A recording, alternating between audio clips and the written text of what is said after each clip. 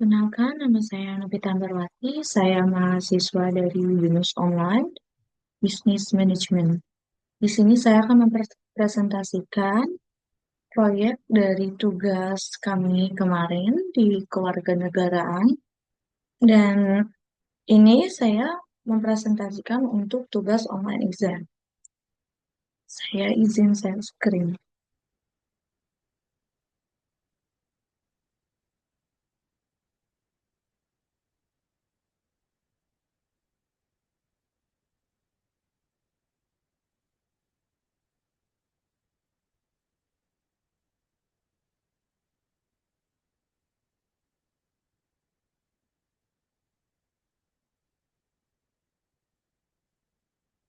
Ini saya melakukan presentasi online exam untuk kewarganegaraan.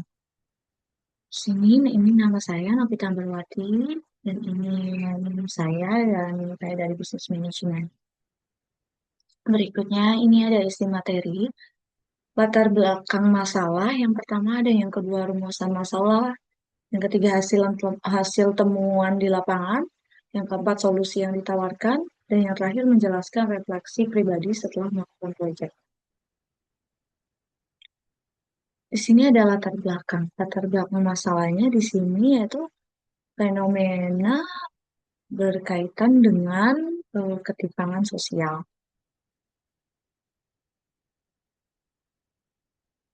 Timpangan sosial dan ekonomi masih menjadi salah satu tantangan utama di Indonesia, khususnya di wilayah perkotaan seperti Jakarta.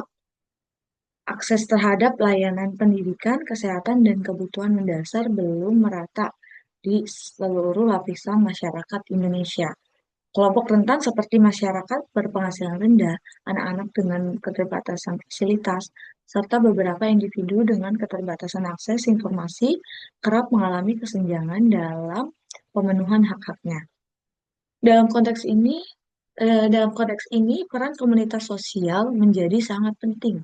Salah satu komunitas yang sangat aktif dalam kontribusi dalam menjawab persoalan ini adalah komunitas Harmony Project, yaitu di mana komunitas ini menjadi narasumber di proyek kami, di proyek kita, di tugas sebelumnya.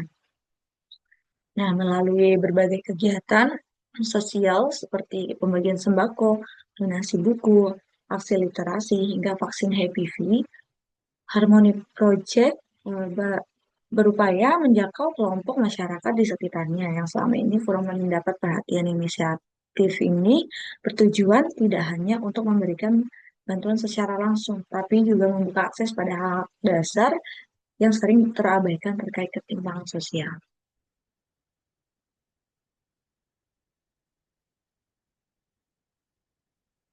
Berikutnya, ini ada rumusan masalah.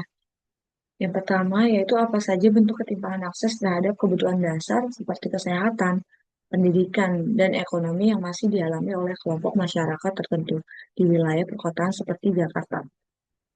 Yang kedua, apa faktor penyebab terjadinya ketimpangan akses tersebut pada kelompok masyarakat tertentu. Yang ketiga, bagaimana pelaksanaan kegiatan sosial yang dilakukan oleh Harmony Project dapat membantu mewujudkan akses yang lebih setara bagi masyarakat rentan sebagai upaya mengurangi ketimpangan. Dan yang terakhir, apakah kebijakan ekonomi yang ada saat ini cukup efektif untuk mengatasi ketimpangan sosial? Dan berikutnya, di sini ada hasil temuan di lapangan. Kegiatan wawancara dilaksanakan pada tanggal 16 Juli 2025 kemarin melalui video conference. Kami memperoleh informasi yang menyeluruh mengenai peran komunitas Harmony Project dalam mendukung SDGs nomor 10 mengurangi ketimpangan. Narasumber menjelaskan bahwa pendirian komunitas ini dilatar belakangi oleh kesadaran terhadap kondisi sosial masyarakat. Harmony Project berdikari dalam pengembangannya dan menciptakan berbagai program untuk mengatasi ketimpangan sosial dan memberikan dampak positif bagi masyarakat baik melalui peningkatan pengetahuan maupun bantuan sosial. Berdasarkan hasil wawancara ditemukan beberapa poin penting yang mencakup kekuatan, kelemahan, dan tantangan dalam pelaksanaan program sosial. Dari sisi kekuatan, Harmony Project memiliki kemampuan komunikasi yang baik. Hal ini terlihat dari keberhasilan menjalin kerjasama dengan Book Hive dalam program literasi, serta pelaksanaan vaksin HPV bersama RSUD Taman Sari, Jakarta. Selain itu, Harmony Project menunjukkan fleksibilitas operasional yang mampu merespon isu-isu sosial secara cepat sesuai kebutuhan masyarakat.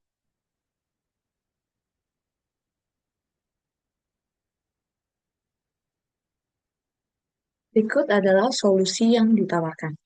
Solusi strategis untuk meningkatkan efektivitas Harmony Project yaitu menyusun program jangka panjang, menjalin kemitraan berkelanjutan, menetapkan jadwal kegiatan dan target terukur, serta membagi tugas dan peran secara jelas.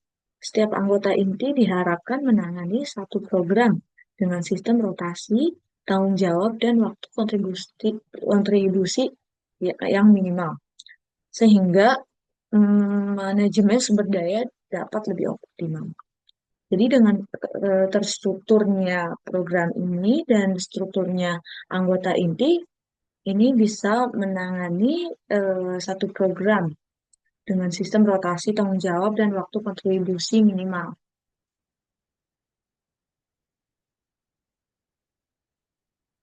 Berikutnya, ini refleksi pribadi dari saya sendiri. Menurut saya, Harmony Project menjalani program-program seperti meningkatkan kesadaran masyarakat dan edukasi yang merata untuk masyarakat memahami dan berpartisipasi aktif dalam program ini.